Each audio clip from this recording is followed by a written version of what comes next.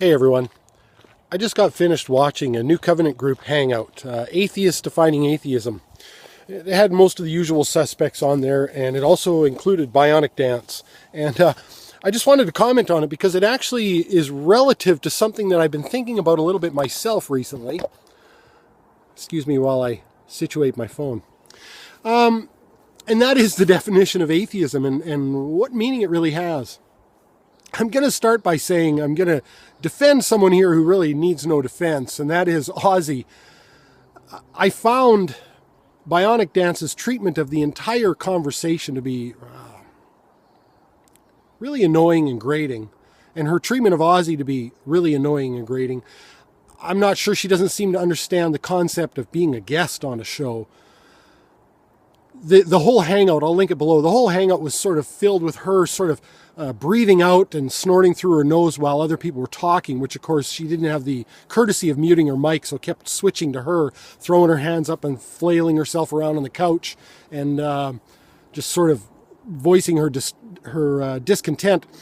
She didn't seem to want to listen to anything. It's funny that she was the one who was making the assertion that everyone is sort of wanting to hang on to all this cultural baggage, and that they wanted to maintain the status quo. It was really her that was being dogmatic.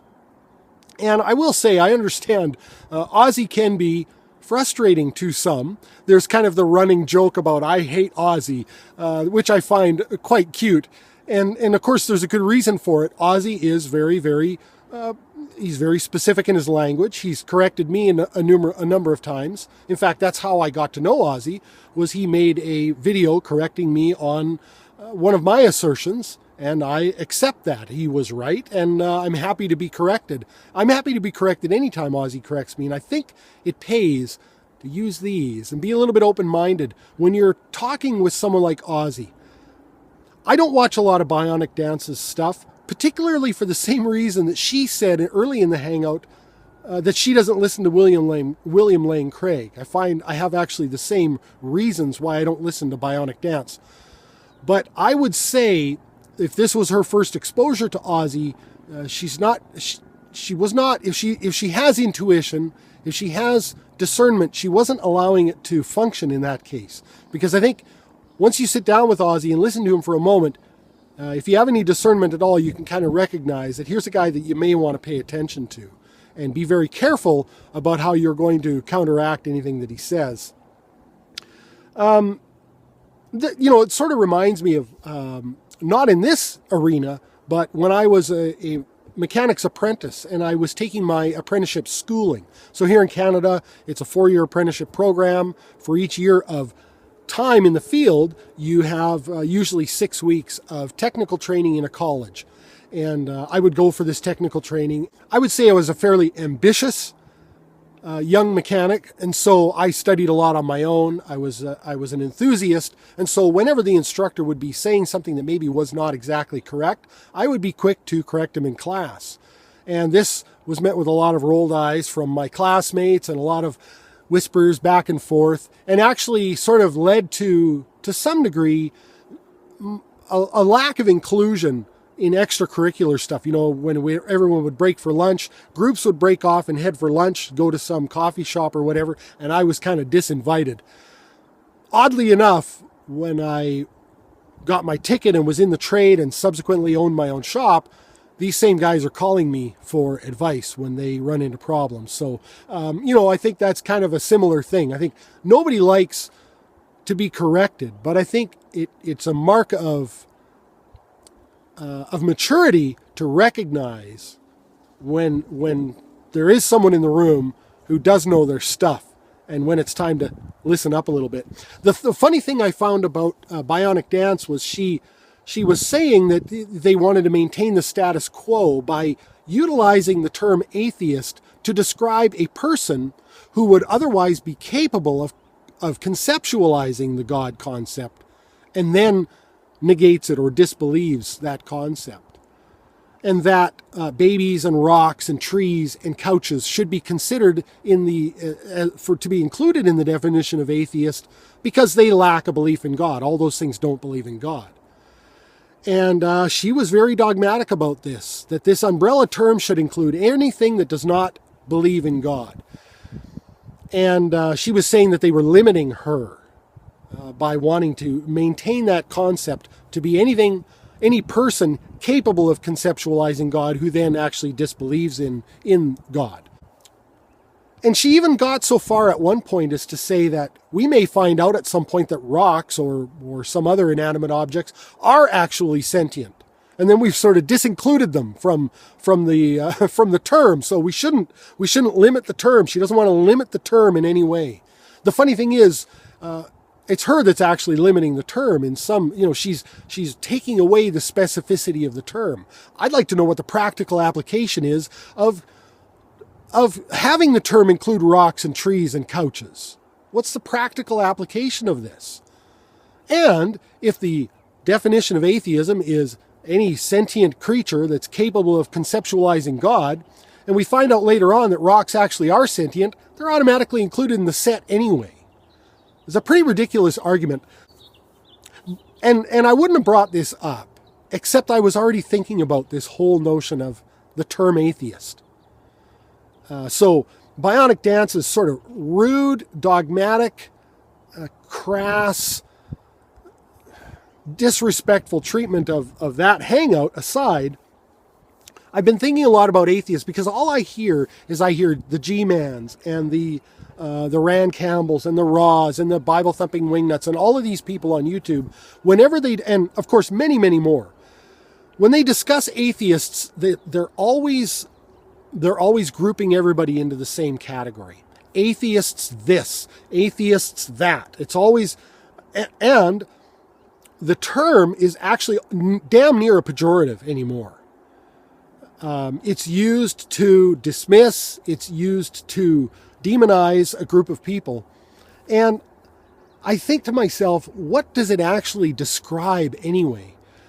I've said before that before I came to YouTube, I didn't self-identify as an atheist. I mean, I'm just a dude, right? And I've got a lot of beliefs and I've got a lot of disbelief and I've got a lot of things I'm not sure of and I've got a lot of things, I'm on a path, right? So I've got a lot of things that I think about and contemplate and wonder. I'm sort of on fire with wonderment about a lot of things. And to describe myself with this one negative term, which then also becomes a double negative in the social sense, it just never made any sense to me. Of course, when I came to YouTube, the label is kind of almost automatically applied. Oh, you don't believe in God? Oh, you're an atheist. I think I want to renounce atheism, personally anyway. I don't think the term describes me. And I don't see any value in it, especially if it's going to be, bionic dance. If you succeed in getting the term to be such an umbrella term that it includes galaxies and economies and couches and coffee mugs, as they were talking about in the Hangout, guess what? I want no part of that definition. It's too broad for me. Okay. It doesn't do us any good. Now I understand. She was talking in the Hangout about having all these descriptive terms to go along with it. I'm an agnostic atheist. I am a hard atheist. I'm a soft atheist, weak atheist, etc., etc. I understand all that, but you've just diluted the term, and then dilute the term, but then we'll undilute it with all these special adjectives. Well, why do that in the first place? There's no practical use for that. I'm not sure why the dogmatic attraction to having atheism reflect a broad range of everything, regardless of its ability to conceptualize God, except to maybe make the case of some sort of a default position argument, which I think there's validity to. But you don't need to include rocks to do that. At one point, getting back to my main point of this being renouncing atheism, and I might make another video about this. This is a knee-jerk reaction video, so I apologize if I'm using terms incorrectly and I'm kind of all over the map. So I may make a more considered video about renouncing atheism. But the one thing I would say is somewhere in the middle of the Hangout, I think around an hour, maybe a little after, there was a young fellow by the name of Levi. He's a Christian, or a theist anyway. He may not have identified as a Christian. who said, I actually don't care what the label is on the can. I'm a little more concerned about what the contents are in the can. That was the best thing said in the whole hangout, as far as I'm concerned. Kudos to Levi. And that's kind of what I'm getting at. The label on the can ruins everything for me. That's the only reason that I would engage in hangouts and discussions on YouTube, is to find out what's inside the can. And I would hope that people would be interested in what's inside this can. This can. I apologize too if I sound rumbly. I'm still getting over something right now. I got a lot of congestion in my chest. And that's really what it is for me. I want to renounce the term atheist because I don't think that it's descriptive enough. It doesn't give an accurate description of the contents. And so I would be interested in engaging in a conversation with someone who's capable of it. Someone like Phony Beatlemaniacs, or some of the wonderful long comments that are left by William Tyndale on some of my videos. This tells me that this is someone who's interested in getting past labels and talking about the content.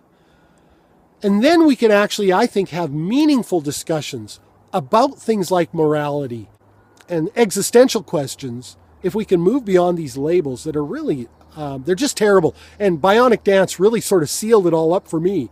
I was thinking about these things for the last few days, and then I listened to her on that hangout, and I thought, yeah, I want nothing to do with a label that puts me in that same category. I just don't. And it doesn't describe me anyway. I've got lots of, I wouldn't even say beliefs, but I've got, like I said, I'm on fire with wonderment about what really is the first cause. If there is such a thing, I don't know, right?